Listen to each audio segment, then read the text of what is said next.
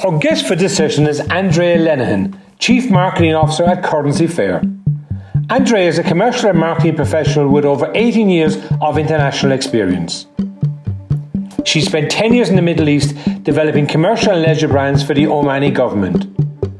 There she was founder of the Irish Business Network and co-founder of Oman Gaelic Athletics Association and the Omani Irish Friendship Society. She returned to Ireland in 2013 to complete her MBA, after which she spent 5 years as CMO of Fintech startup Grid Finance, and she is now CMO of the Fintech scale-up CurrencyFair. Andrea, welcome to the Mindset Shift. Thank you very much, Tim. Really looking forward to having a chat with you today and finding out a bit about you, obviously what you do in your personal life and a little bit about what you do in your business life. So where did it all start? Where are you from and your background? I'm originally from Limerick. That's where I grew up, although my mom's a Dub and my dad's a Cork man, so they would argue where I originate from. But I was in Limerick since I was a toddler, right up until I left college. And actually, in fact, my primary school, secondary school and college were all within a kilometre radius of my house. So by the time I graduated, I was looking to get pretty far from the nest. So I've been gone out of Limerick since I was 23 and have been in a few different places since. And what part of Limerick? Was it the city or the county? Yeah, the city, the north side, so just on the Clare border. So I had the benefits of the beautiful Clare countryside, but then just a 30-minute walk into Limerick city centre. So I was spoiled. So as a Corkman, I'm glad to hear your father was a Corkman. So there was obviously class and the blood running through your veins from that side of the county, obviously. Oh, absolutely. And he's a Mallow man. So we spent many a weekend and a summer there. So well versed in all things Cork, I can tell you that. And tell me, how many in the family were there other than you? So I'm the eldest of three. I have a brother and sister who are close enough in age to me. I'm the only one on the island. Both my brother and sister are living and working abroad. So we found over the years that we almost rotate and take turns of being on the island. Even though our parents are actually quite young, it's almost like, your turn to keep an eye on them. And tell me, growing up, sport, was it a big part of your life? I played a lot of basketball growing up and football and soccer early days. Wasn't particularly good at the soccer, but I'm tall, so basketball came a bit easier to me. But didn't play a lot in college. I did when I moved to the Middle East, though. I found myself falling into the GAA and wished somebody had introduced it to me earlier on in life, because turns out I have a fairly good right kick. So I had a number of really good years playing GAA in the Middle East. But I wasn't brave enough to keep it up when I got back to the cold that is Ireland. The thoughts of being in a field on a Tuesday evening running around in the rain didn't appeal. Yeah, it's very different than running around the Middle East where the sun is beating down on your back. For sure. And tell me, what did your parents do? What were they doing when you were growing up? Were they working in the home or outside the home? Both working. So my dad has been an electrician all his life, working with Foynes Engineering, and my mom works in accounts. So she works mostly in the real estate industry, but actually across a number of different industries. So yeah, always a working household. I'm always fascinated about people's pecking order in families. It's one of those things that really intrigues me. So, you're the eldest of three. So was there more pressure on you? I always felt I'm the middle of five. So there was a boy, girl, myself, girl, boy. So boy, girl, boy, girl, boy. And I always felt that the older brother and the older sister had easy time, and the younger sister and younger brother had easy time because they were the babies. But my older brother would disagree with that, and my older sister. How does this work for the eldest in the family? Oh God, I had it so easy. I was the first grandchild on both sides. So everything I did was the first. So, I couldn't really make a mistake. There was no one to compare anything to. So I was applauded for almost everything. It was fabulous. And I know I really relished actually being the first in, kind of a bit of a mother hen naturally. So I think it suited me to have a range of cousins and siblings younger than me. Was school important to you? Yeah, very. I definitely attached a lot of importance to academia. I'm not sure whether that was self-driven or just the environment that seemed to be the major focus within school and amongst my cohort of friends. So I definitely worked hard and did well. It certainly would have been more important to me than sports, for instance. That was the fun time. Whereas academia, I definitely took that quite seriously. You mentioned earlier that your schooling was within a very short distance from your home. So you went to college in Limerick. I did. I went to Limerick Institute of Technology, and it was 1999. And at the time, there was a lot of advice around, going into technology and computing in general. So I did business and computers. I did my bachelor's degree in that. It was a fabulous hybrid of business and technology until it got to third year, and it was very heavily weighted towards coding, and I absolutely detested it. I would have rather have been going to the dentist for multiple extraction than sit and code all day long. So I decided then to switch major and go over to finance and accounting. And I did my honours bachelor degree then in that, with full intentions of going on to go work with one of the big four and become a chartered accountant. And I'll never forget Tim sitting up the front row as the big four came in looking to the recruitment, and I had 50 questions that I had, and I had aspirations of going off to New York with PwC to do my time there. And I was quickly told that I'd be lucky if I got as far as Dublin, that those spots are really coveted. And I just thought, absolutely no, I'm not going down this route. So I think out of our full accounting and finance class, there was only 2 or 3 of us that didn't actually go on and immediately finish our accounting exams. I've since done that. I think it was always in the back of my head, get the qualification. I got that only last year, actually. But so instead, after college, after doing a bit of traveling and doing the backpacking thing, I moved over to the Middle East, and I was there then for nearly 10 years. So talk to me about the college experience, because I'm fascinated about 2 aspects of it. One is the fact that, in the business and computing area, that in year 3, you found, oh my God, this is, 80% coding and technology rather than the business side, which obviously you really enjoyed. So you had to deal with the pivoting there, psychologically and obviously emotionally, in the fact that you have to persevere. So let's think about that. And then secondly, I want you to think about the fact that, you saw the world opening up for you. You had a place in Manhattan, and all of a sudden you didn't get a place in Dublin, and you didn't finish it. Your accountancy at that point in time, which you finished later, obviously, and congrats on that.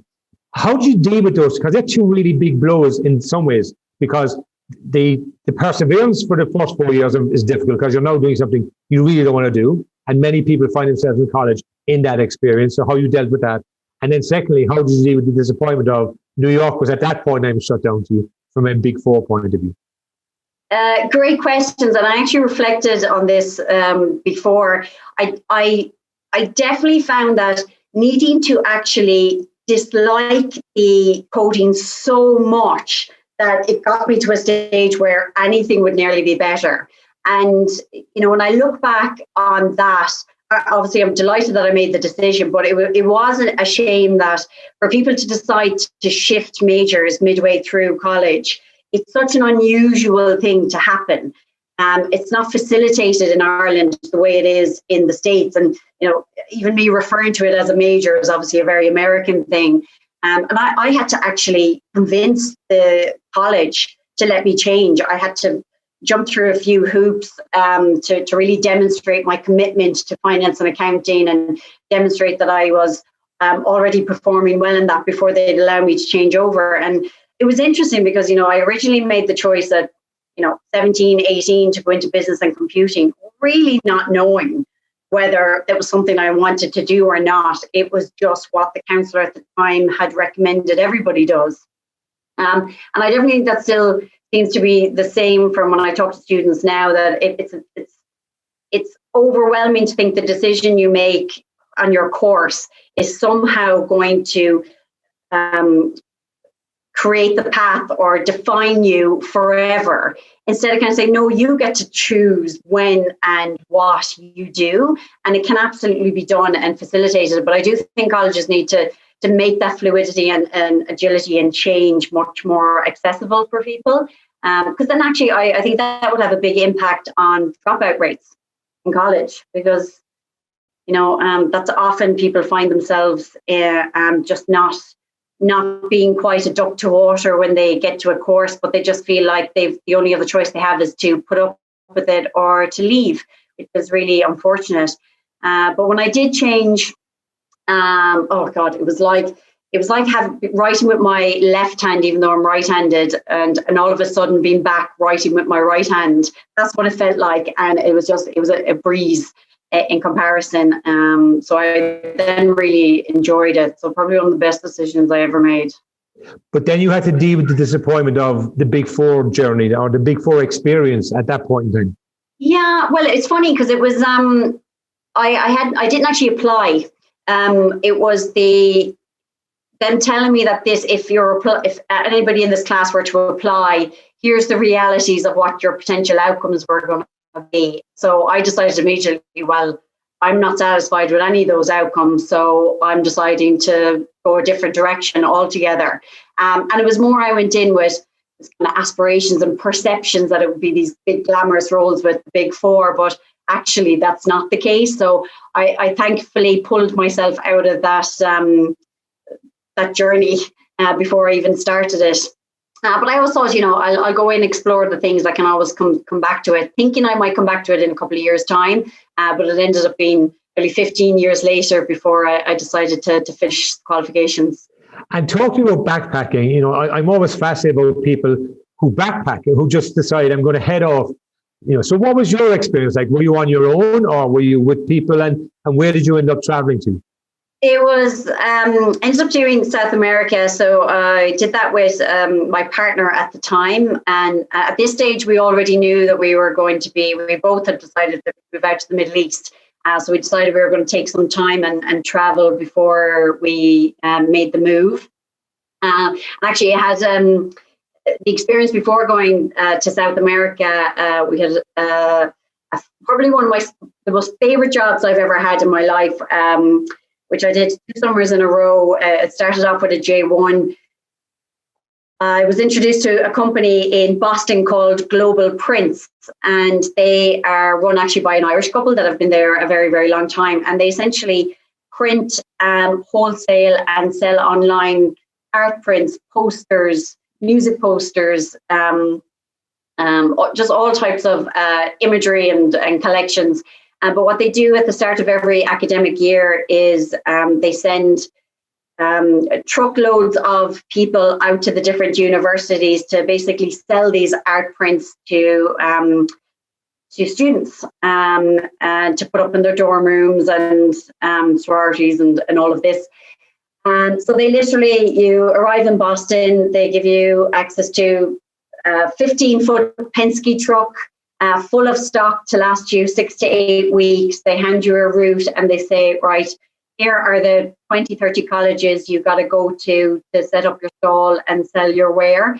And, we'll give you a base salary and you're on commission and off you go. And they positioned it as a road tripping job, which is exactly what it is. You basically get given a vehicle and you get to go off driving all around the States, visiting all these colleges. Phenomenal, absolute phenomenal experience. I have been in the most bizarre places that people would never really choose to go to vacation or visit. I ended up as far as the University of North Dakota, doing South Dakota, doing all the states in between that you'd never really find yourself naturally. And it was an incredible experience. But actually, the job itself was an incredible experience because you were given this truck full of stock, and then you were told to go away and basically treat it like a mini business. And you got to earn a decent amount of commission, but that all came down to you showing up every day at each college and actually selling. And then you'd have to do stock management and put in orders to replenish and all of that lovely stuff. But Did that for 2 months after graduation from college, and my partner and I, then the money we made from doing that funded our whole 4 month, it was 3 or 4 month backpacking experience around South America. So it was a really fabulous 8 or 9 months before we then moved over to the Middle East. And tell me about I've been in the States a lot, so Boston and South Dakota are really very different now. I mean, people, we have a view in Ireland of New York and LA, but like South Dakota is very different than Boston. Where was the most unusual place in your American journey? Because I think it's fascinating to have your Penske truck and you head off and, to these colleges and sell what art in different forms that people can put up in their room. That's fascinating, especially when you're like leaving Ireland to go off and do it. So what was the most unusual place you ended up in your American journey, and then in your backpacking journey later on? Where were the two most unusual places, for whatever reason they were unusual? Actually, probably the reason that I named the Dakotas is because I found that probably not unusual, but it shocked me how it exactly represented what we saw in the movies in terms of your fraternities and your sororities and just life in the universities there. And, these literally hundreds of kilometers of nothingness of road between places. And it just blew my mind that I was seeing these things for real. Because I think when you go to the big cities, particularly the likes of a Boston, there's such an Irish underlay that you kind of don't really feel like you're somewhere that different. But then you go to the Midwest and it's just like, wow, it really is the America that, you have in your mind. And we, I remember one, you had to carefully manage then obviously how long your gas was going to last you if you're going to be doing these long trips. And we got caught out one late night in the middle of nowhere running out of gas. And, you see in the States a lot where you might have this one store in the middle of nowhere with a couple of gas pumps out the front. And we managed to stumble across one, and it was pitch dark and none of the lights were on. And we ended up having to wake the family up in the house to come out and fill the gas up for us. And they were so excited because they'd never met Irish people before. And we're not exactly the most exotic, nationality that it would be so surreal and unusual and amazing to be meeting us, but they just thought that this was far out. So there was a lot of really funny experiences like that, but it was amazing. And I remember another time that I did that very same job, instead of going up to the Northwest, I ended up doing the whole of the East Coast. So that meant, we started off in Boston University, and then we ended up down in North and South Carolina. And talk about chalk and cheese in terms of just everything. It was absolutely phenomenal. And then further on then into Florida, and we actually managed to get caught during one of the a really bad hurricane. We were 4 or 5 days in a motel with no electricity, and couldn't go anywhere, and it was dark by 5 p.m. and you're just sitting in this room, literally pitch dark. There was some phenomenal experiences that were so extreme, Tim, because in Ireland, I feel everything is, whether it's the weather or just life, it's beautifully mild. There's nothing extreme that happens here. You're just kind of floating between these mild versions of things. You go to the States then, and literally everything from the weather to the people to the experiences are just super extreme in all ways. So it's certainly an assault on the senses when you first go over there, that's for sure. It's a brilliant experience, and as I said, I've spent a lot of time in the States in sport and personally, and it is that extreme. When you talk about Boston College, I played actually in Boston College, and then I played in the Carolinas and at the Appalachian Mountains. So different. You just have this, lack of understanding of how vast it is. First of all, I can empathize with this hundreds of miles driving and seeing nobody and nothing, and getting a gas station. But the experience was a big framework then for you to come back. So yourself and your partner decided, well, we got to get back and, as they'd say, get a real job. So what was the first real job that when you came back, you picked up? Well, I didn't even come back, actually, while we were in South America. You went to the Gulf? Yeah, so exactly. So while we were backpacking, so we were planning to actually go for longer than we did. But in the December, while we were in the middle of South America, I got an offer from Arinta. So Arinta International Middle East, as we'll all know, Arinta manage all the duty frees, and then their Middle Eastern head office is in Bahrain.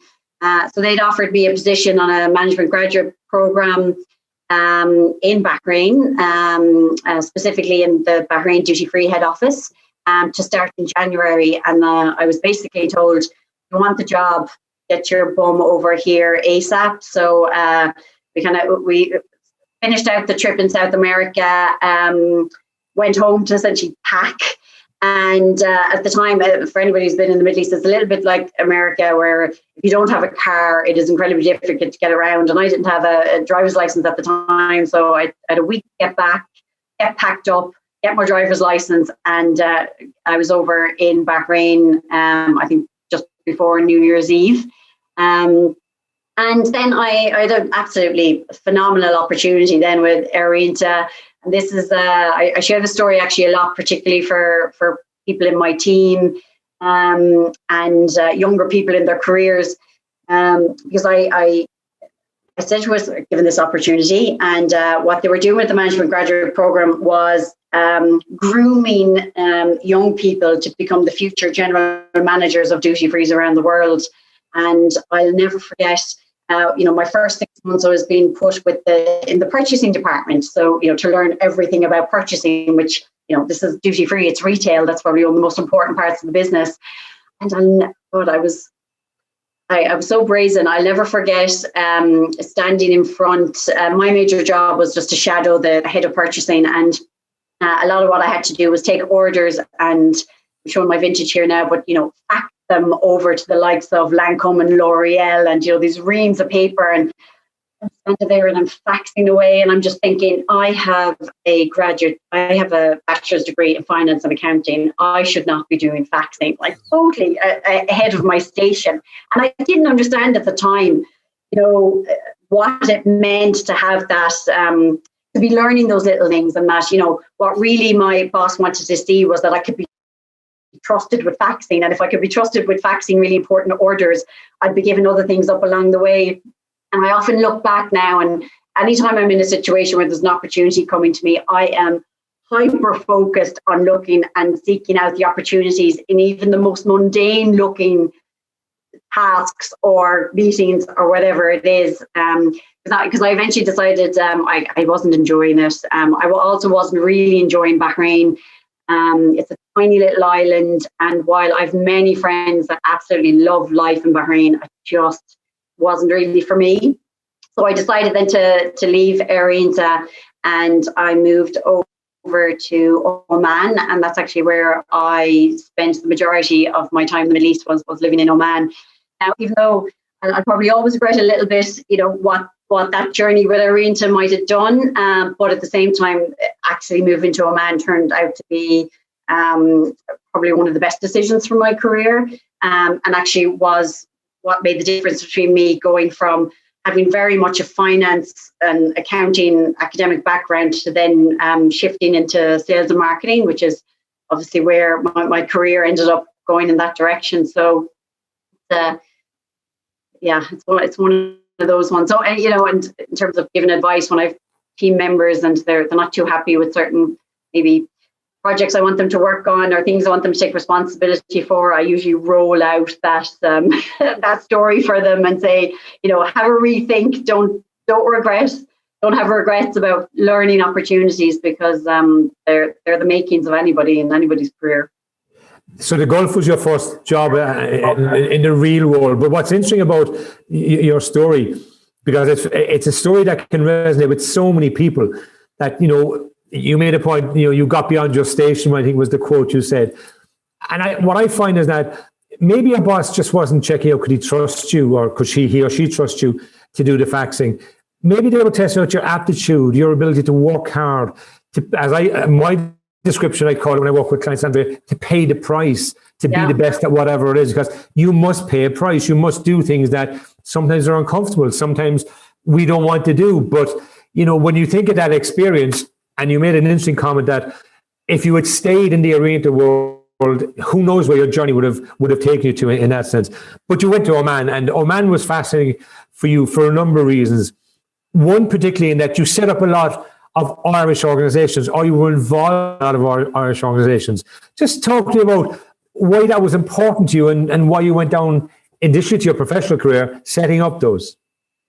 Well, actually, it didn't start off that way. When I first moved over, and maybe it was my exposure doing the J1s in the States, I just had a very different attitude in the Gulf. I just wanted to stay away from everything Irish.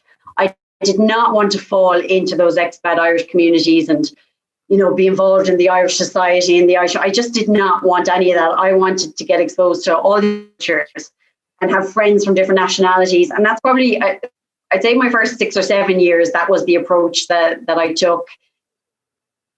And I don't even know what it was that shifted me. Actually, I do. Sorry, it's just come to me. I remember my sister had moved over to Dubai, and I was in Oman, and that was fabulous. We were very close to each other. And then my brother was coming over to do his Erasmus year in Dubai, and I was traveling up and down helping him to find a role while he was there.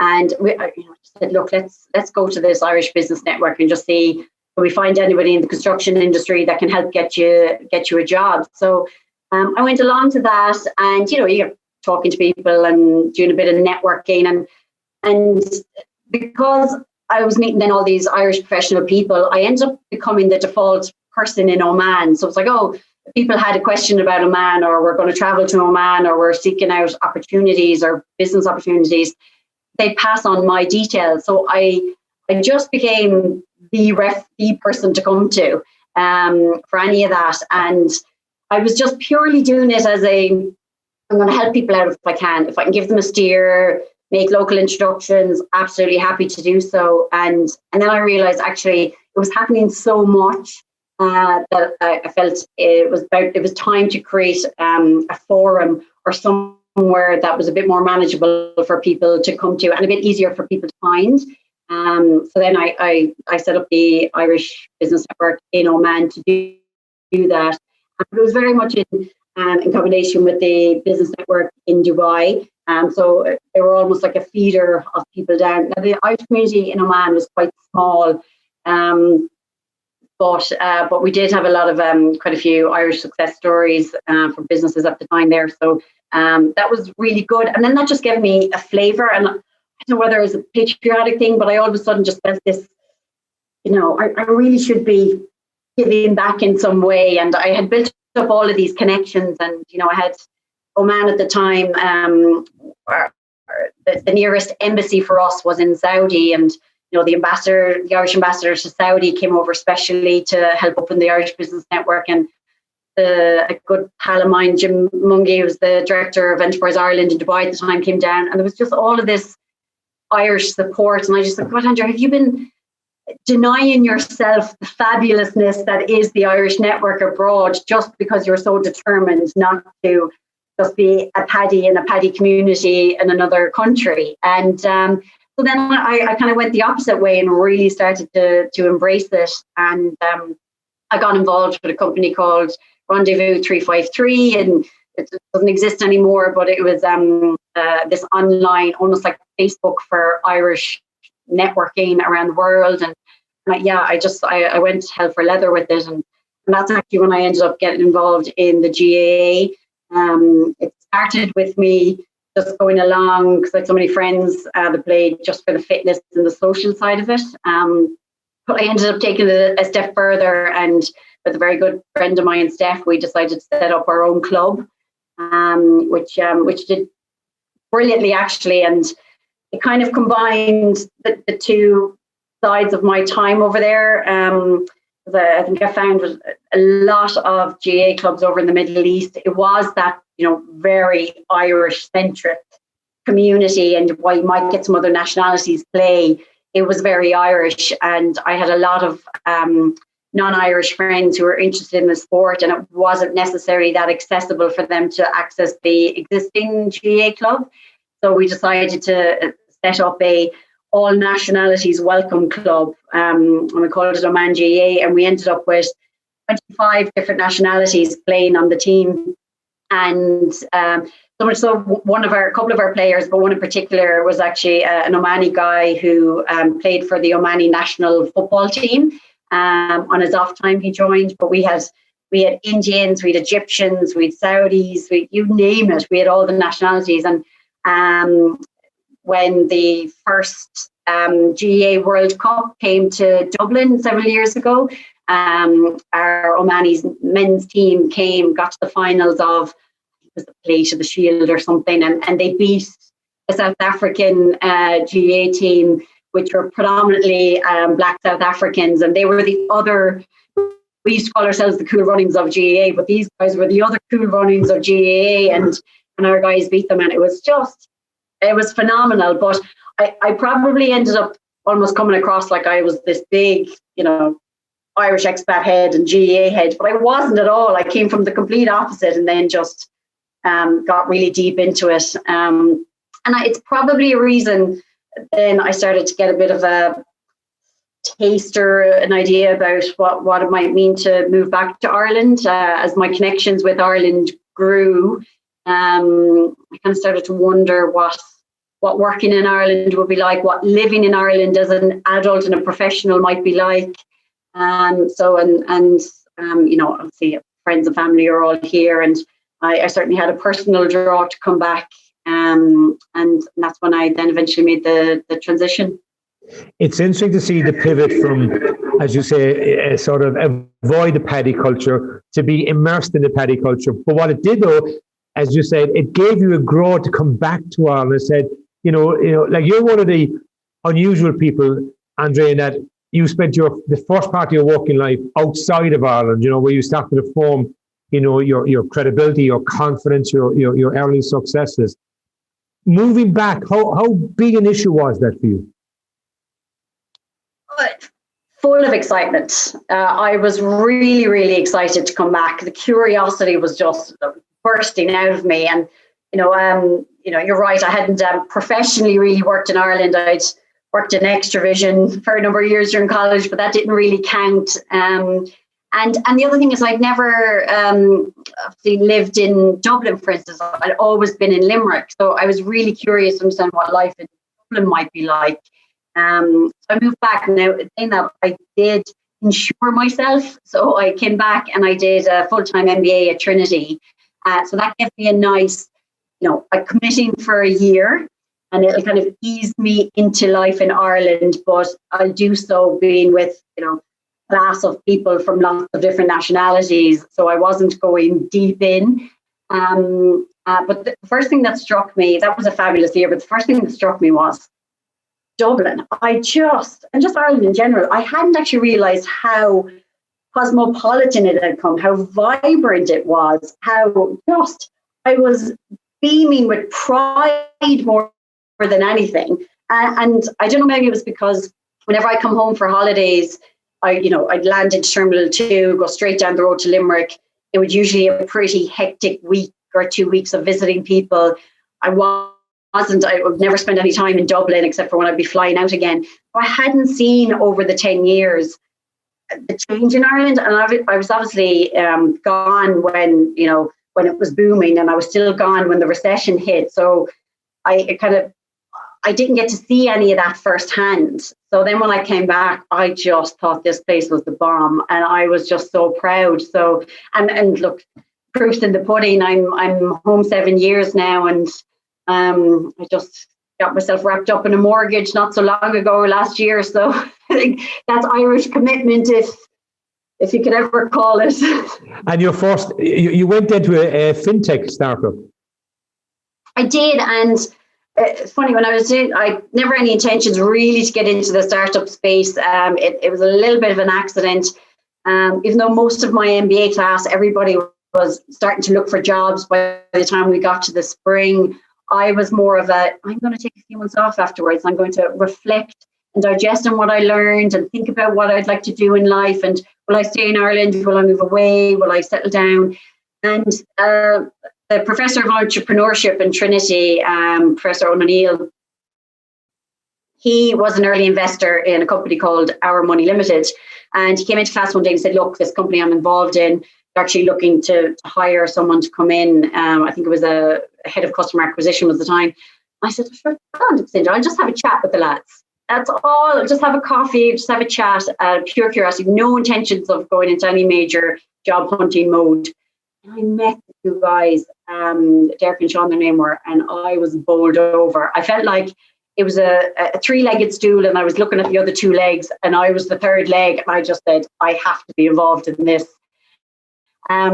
So yeah, instead of taking the break, I went straight from the MBA then into this company called Our Money, went in as head of sales and marketing. And about 6 weeks, 8 weeks later, we launched the business. And then that was 5 years of every startup experience you could possibly have in a 5-year period. We had it, the pains and the rewards and all of that. And it was a big eye opener for me, because I did realize it during the MBA that I wanted to find something or somewhere that would really appreciate my all-in attitude.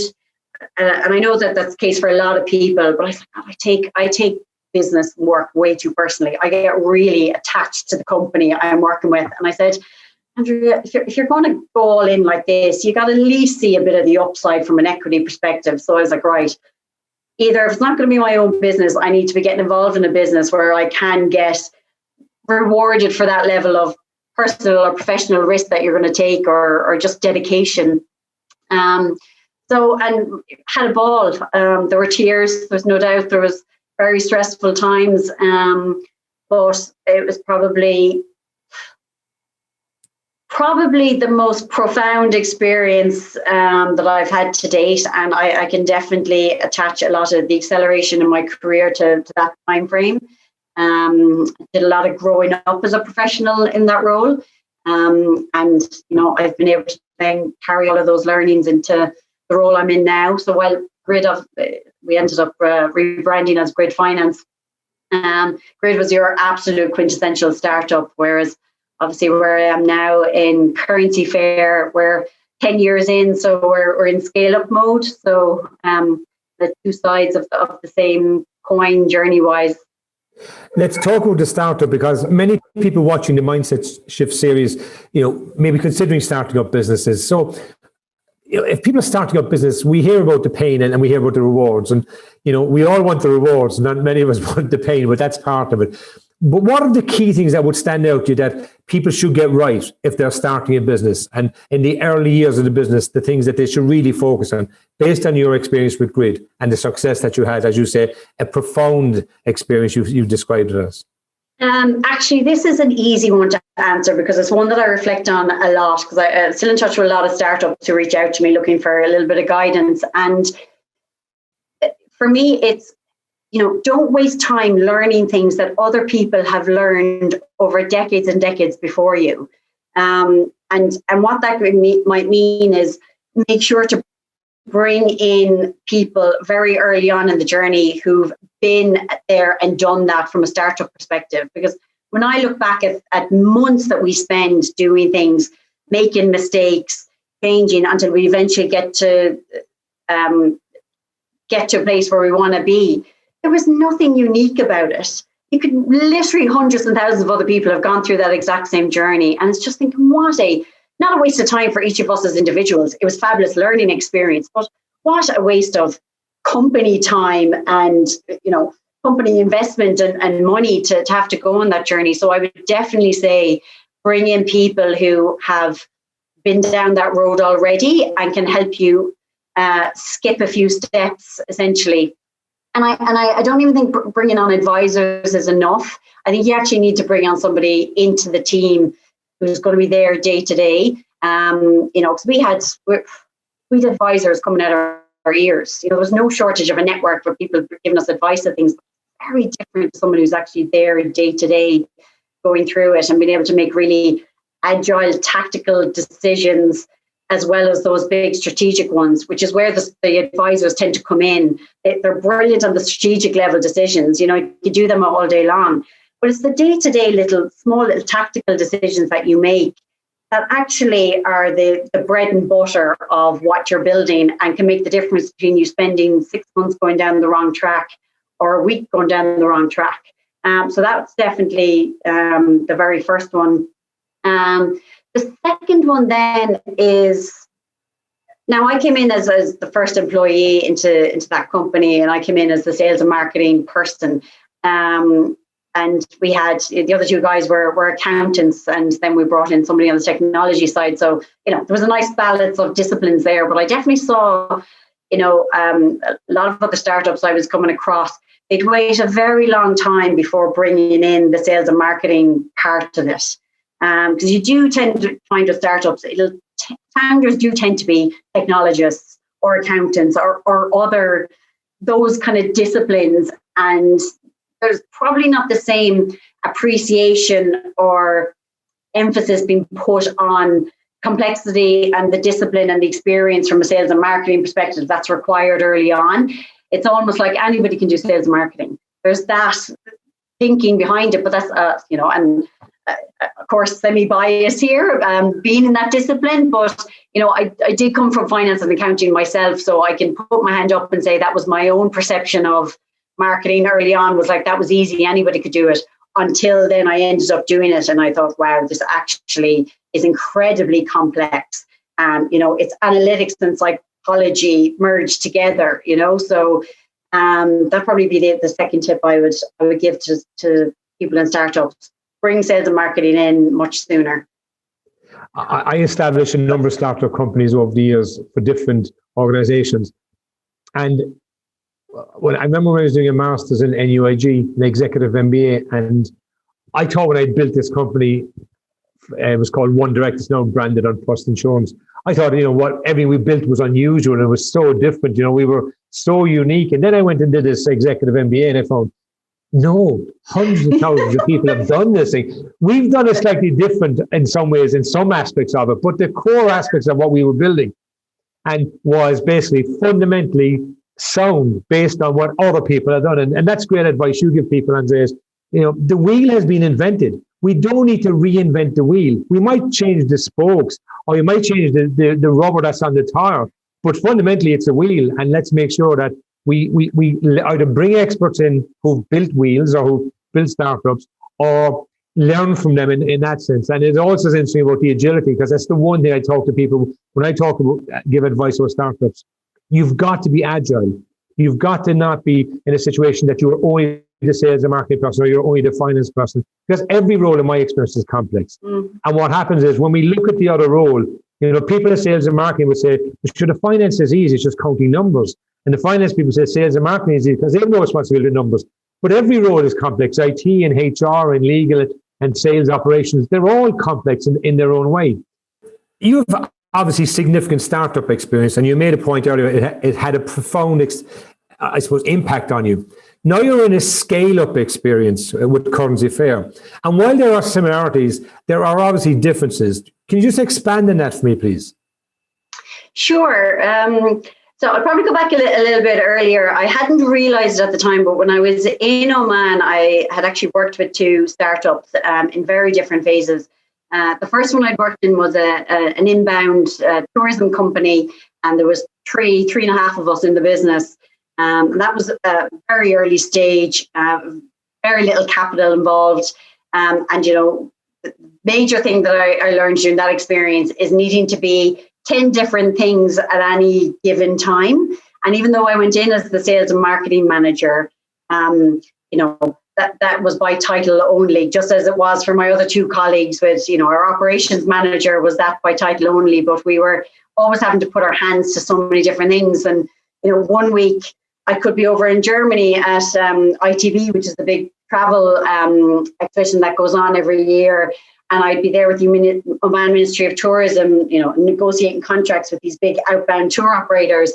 And then a week later, I would be in Carrefour, which is the Tesco version in Oman. It's a French supermarket. And I'd be literally doing the shop to fill up the pool boxes for the tourists that were coming in and who we had to take out on day trips. And, if one of my Omani guides decided to call in sick, and I had no choice but to get into the front seat of the car and be the tour guide. And then once that all got wrapped up in the evening, then you would be balancing the books, or I would be attempting to put brochures together using really rudimentary software that I really wasn't equipped or skilled to use. And that was every single day. When I moved into another company in which I was employee number 14, so it was very much a startup also, except it was a very well capitalized startup. It was a PPP between the Omani government and an Emirati developer. And, my marketing budget was $5 million.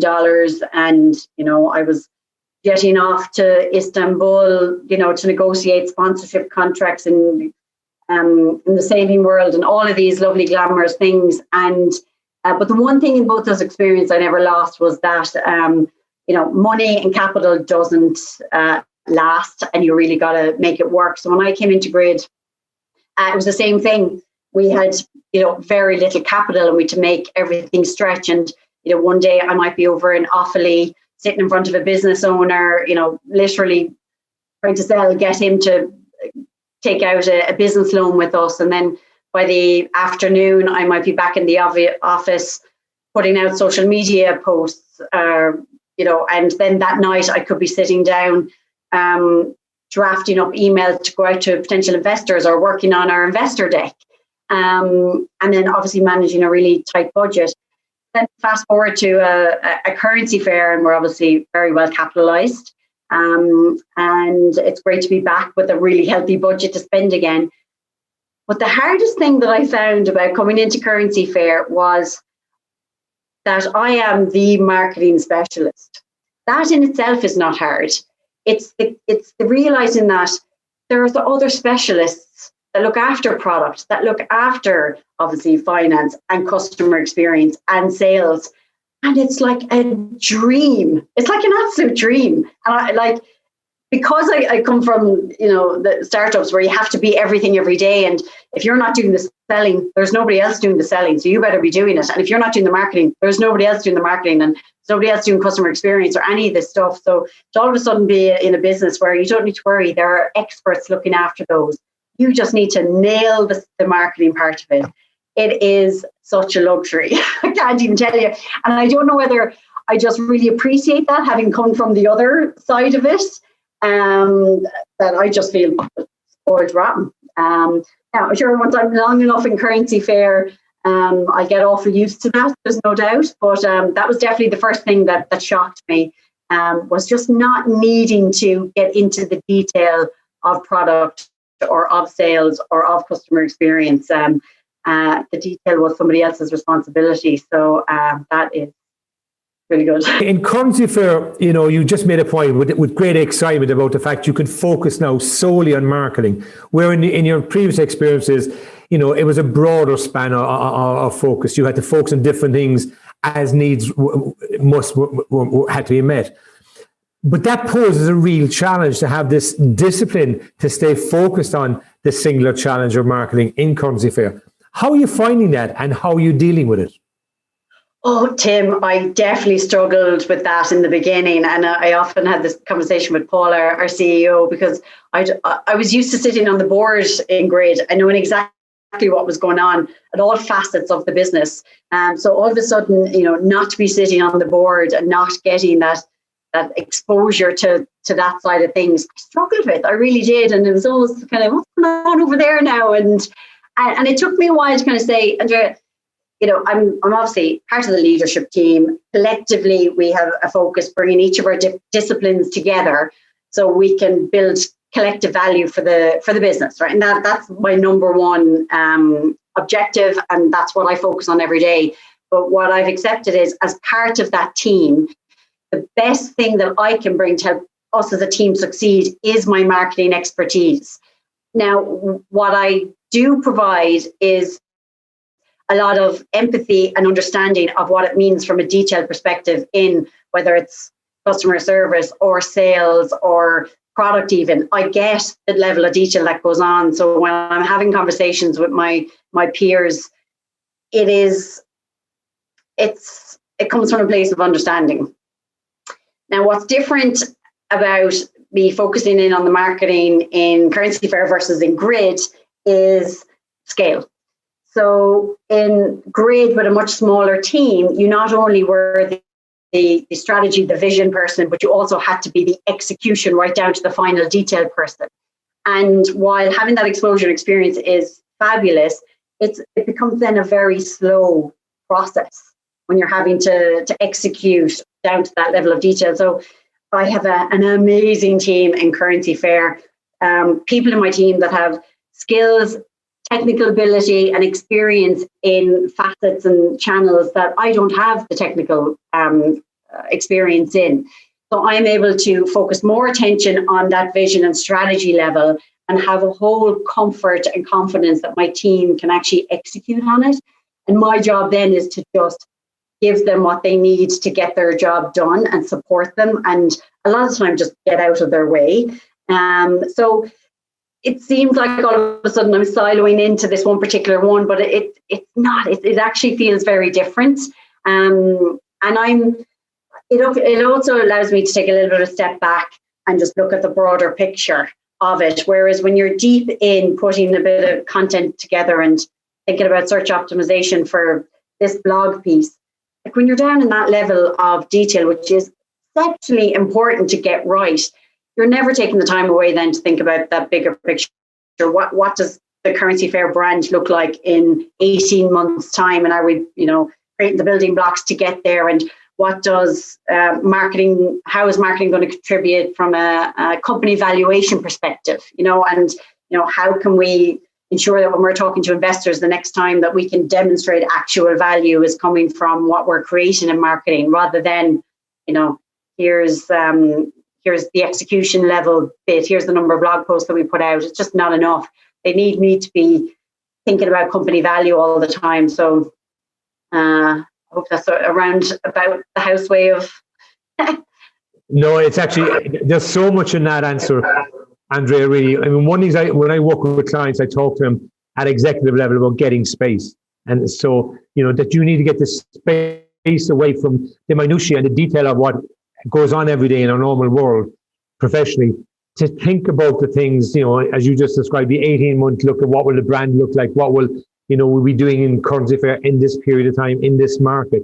So that's critical really for executives to have to find time to get that space and to give themselves time to reflect and look at things that are happening well, that are not happening well, and obviously move forward. The other thing I think is a brilliant thing you bring to the CurrencyFair from your experience is you can support your colleagues in other disciplines, because you have obviously an accountancy background by qualification, but you also have the experience of being involved in multidisciplinary tasking in different organizations.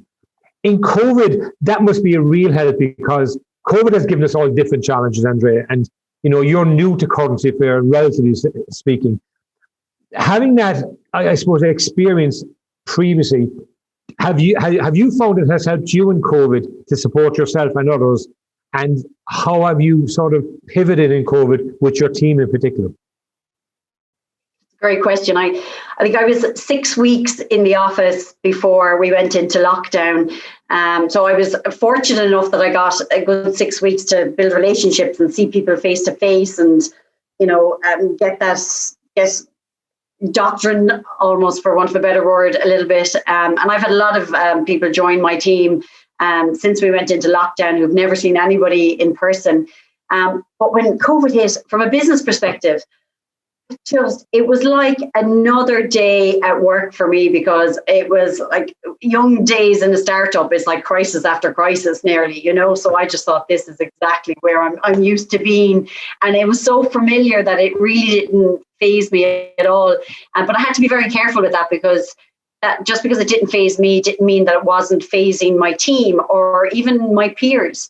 Because not everybody has come from a startup background. Some people have come from much more stable businesses or companies, or they've come from places where there wasn't a lot of volatility in resources. So I was very cognizant of that. And look, there was a lot of challenges on our team. I have to say I was incredibly impressed, because obviously this is my first opportunity to see the leadership team and my peers, how they all operated in this kind of environment. And boy, was I impressed by what Paul and Ruth, our CFO, and the rest of the team, how everybody bandied together and just made some really smart choices about putting strength around the business, cutting costs wherever we could, just really coming together and kind of saying, right, we can achieve a couple of things this year. We can treat this as an absolute opportunity to build infrastructure for the future of CurrencyFair. So let me explain a little bit about that. We've always been a consumer-focused business. Part of the reason I was brought on was to help pivot the business to become much more B2B, B2Enterprise focused. So instead of kind of saying, right, this is going to slow down our scaling of our customer acquisition, it's actually going to give us an opportunity to start building the B2B infrastructure, particularly from a sales and marketing perspective. So we spent our time very wisely, but it wasn't just so that we'd have something to do during COVID. It was because we knew that when investors were ready to start writing checks again, we would be in a fabulous position to showcase how we thrived during COVID. And thriving just isn't about, bringing revenue in the door. Thriving is about, have you innovated? Have you brought in and managed and kept the talent that you needed to keep? What business decisions did you make during this tough time? So now we have a really strong narrative to put in front of investors as we go for our next investment round to say, look, this is why we are a palatable risk appetite for you, because look what we managed to achieve in probably the most volatile years of business since the recession. And that just, from that, it has been a very tough year because there was a lot of personal and professional sacrifices that people had to make within the business, and just seeing the way everybody rallied around and the attitudes, just phenomenal. And we finished the year very, very strong, I'm delighted to say, which puts us in an excellent position for a lot of very serious conversations this year, and scaling conversations. And my team, we're an absolute dream. And again, I can only speak specifically about them because I was being exposed to them every day and how they handled the uncertainty. And I have a young team, so they don't have, there's not many grey hairs in my team. So, a lot of them may not have experienced a lot of such uncertainty before, and they just sailed through. I still am very proud of them for the way they've come and stepped up. It sounds like that the challenges that you had to face, you've addressed them so well. You've taken opportunities through this COVID challenge. That is so important to put you in really great position to maximize opportunities when they present themselves, as they will in the post-COVID era, which will come over the next number of months. It's been an awesome conversation. I must say, Andrea, I really enjoyed it with you, right? I think that the strong right foot that you exposed in Oman and the GA field, which has been lost on the GA field, is probably better off left at this stage in the office setup, because your career to date has been phenomenally successful. I should congratulate you from being from Limerick as All-Ireland winning champions, even though it hurts us as Cork people to say that, but I do give you our heartiest congratulations.